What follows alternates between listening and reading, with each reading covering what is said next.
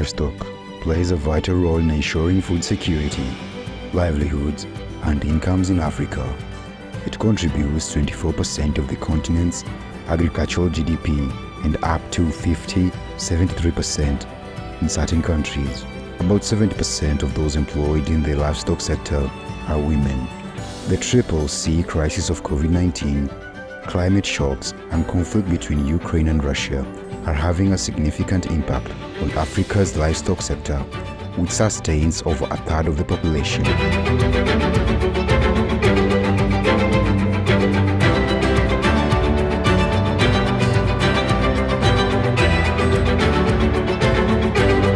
The RAFFS Project will work with African Union member states and regional economic communities in the three most affected regions, IGAD, ECOWAS, and ICAS, to rebuild resilience in African feed and fodder systems through analytic capacity, innovative solutions, and partnerships.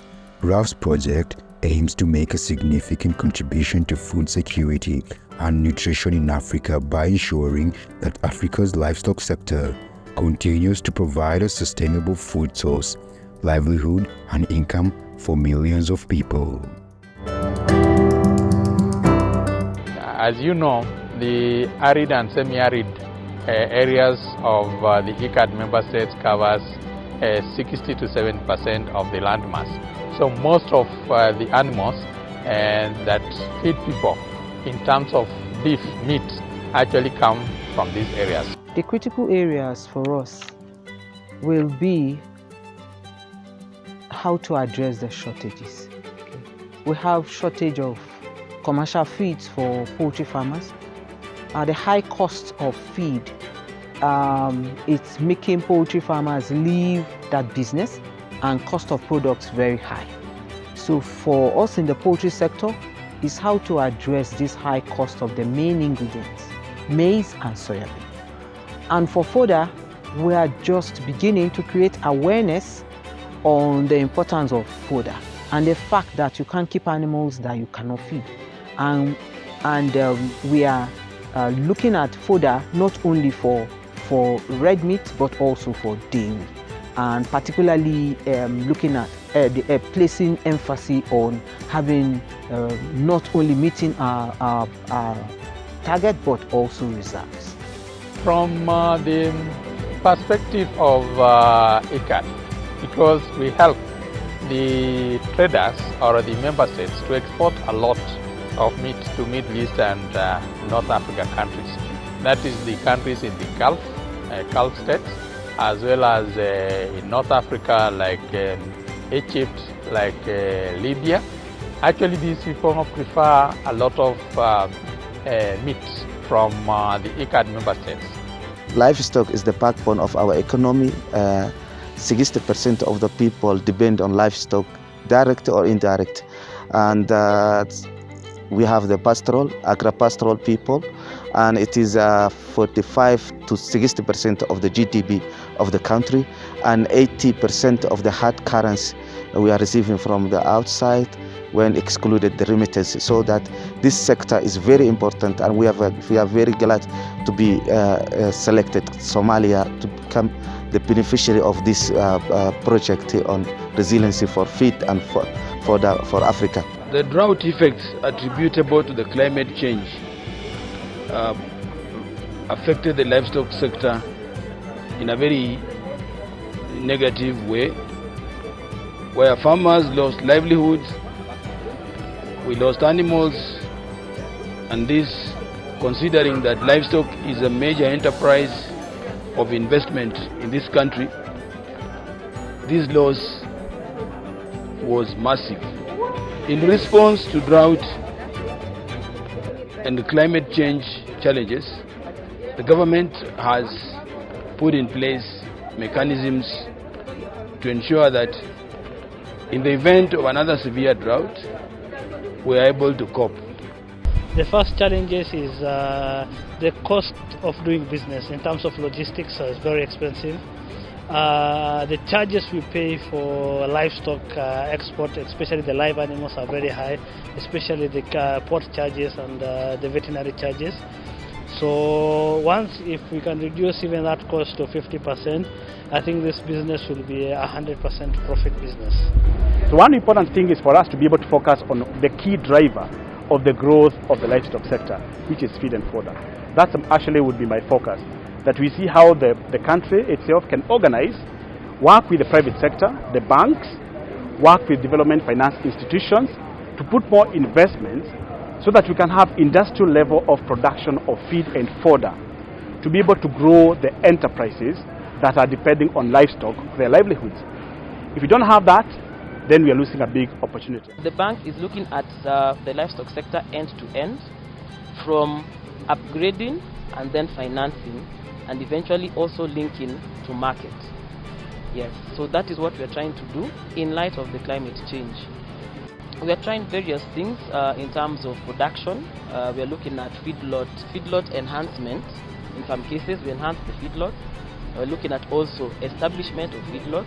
We're also looking at fodder production using different technologies that are available. The civic role is basically to come up with policies that will be able to support trade, come up with regulations that will be able to facilitate access to markets. If we don't do that, my brother Kombuba here will not sell any of my products across the globe because we have standards that we've all agreed upon.